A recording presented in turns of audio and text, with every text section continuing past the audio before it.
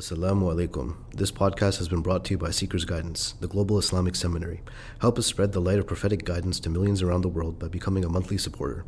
Make a small donation at SeekersGuidance.org/donate. As little as $10 a month can help people find life-changing guidance.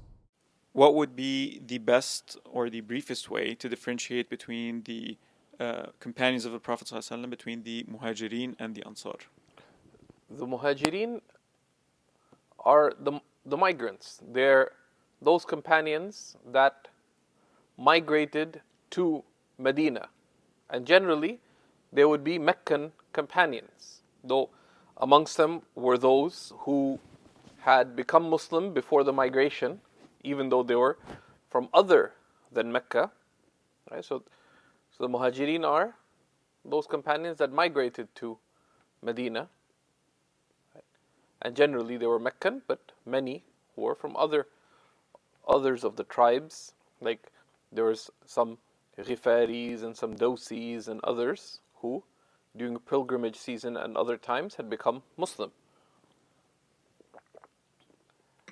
And the Ansar are the helpers.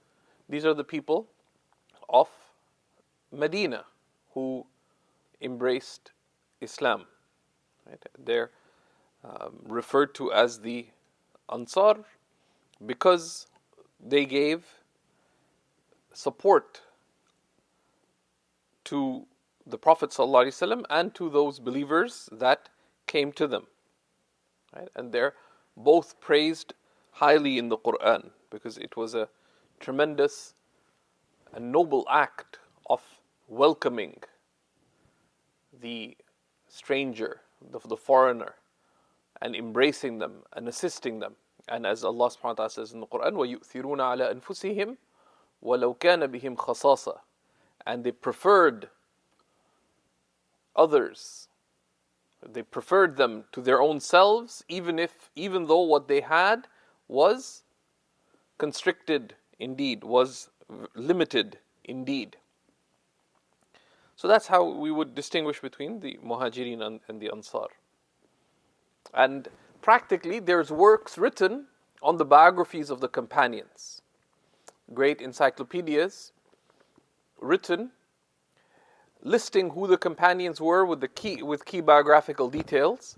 Amongst them are works such as Usdul Ghaba and Al-Isaba fi Tamyiz al-Sahaba, these great and other works which are sort of encyclopedias of the companions. And then there are some companions that are naturally differed upon as to whether they would be considered companions or not. So that's the second question, that what about those who believed in the Prophet ﷺ before he publicly declared his prophethood? Right?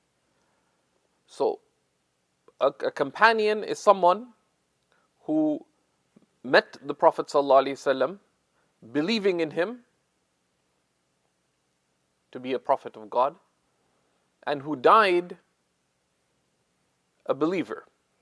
Right? So, the overwhelming majority of the companions, no issues arise with respect to them. But amongst the categories of people that question marks arise regarding are those various people who believed in the prophethood of the Prophet ﷺ even before he received revelation. Amongst them, for example, would be Bahira the monk, and a number of others who believed him to be a prophet before he declared his prophethood. Then, after he received revelation, Sayyidah Khadija took him to meet her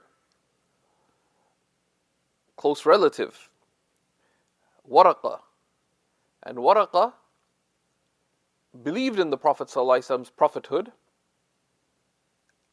and he died in that state.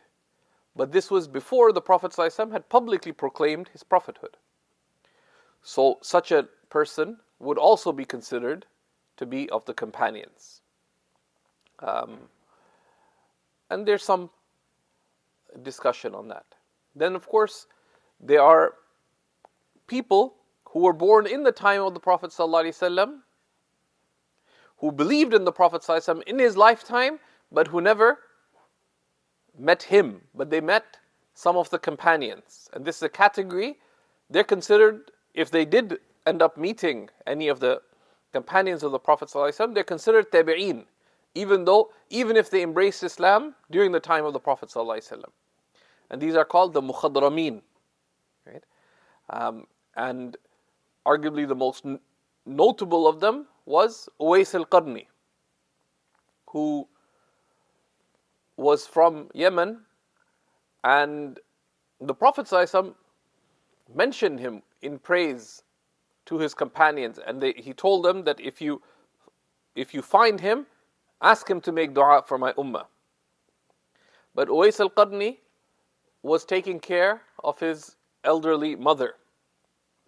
And as some people do when they become older, she was rather demanding, or she had many needs. So he was never, despite being a believer and a righteous believer, during the time of the Prophet ﷺ, he never was able to meet the Prophet ﷺ. There are some narrations that he actually went to Medina once, but his mother gave him very limited time, that you can go but only for this brief period of time. And it's a long journey. He got to Medina, but at that time the Prophet ﷺ was away on an expedition.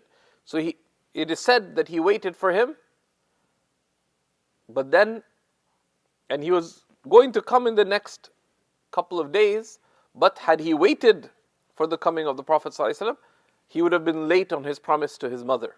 So he went back and did not end up meeting the Prophet ﷺ. But he is considered one of the foremost of the tabi'een. That's another of the interesting categories of the companions. All prophets met the Prophet Muhammad ﷺ physically during in Jerusalem on the night of the Isra and Mi'raj. But prophethood is a higher station than companionship. Right? So we do not refer to them as companions. Sayyidina Isa will come down as a follower of the Prophet ﷺ at the end of times, but again, he is a prophet. Right? So he would be considered, so we would not refer to him just as a companion, of course, right? Because that would be intiqas. But if you say he also has the honor of being from the ummah of the Prophet ﷺ in that sense, then that would be mentioned. Thank you for listening. This podcast was brought to you by Seekers Guidance, the Global Islamic Seminary. Visit SeekersGuidance.org to access reliable Islamic knowledge taught by qualified teachers. We offer a wide range of courses, podcasts, articles, and a world-class answer service. Support us in spreading free, reliable Islamic knowledge to millions around the world by becoming a monthly supporter.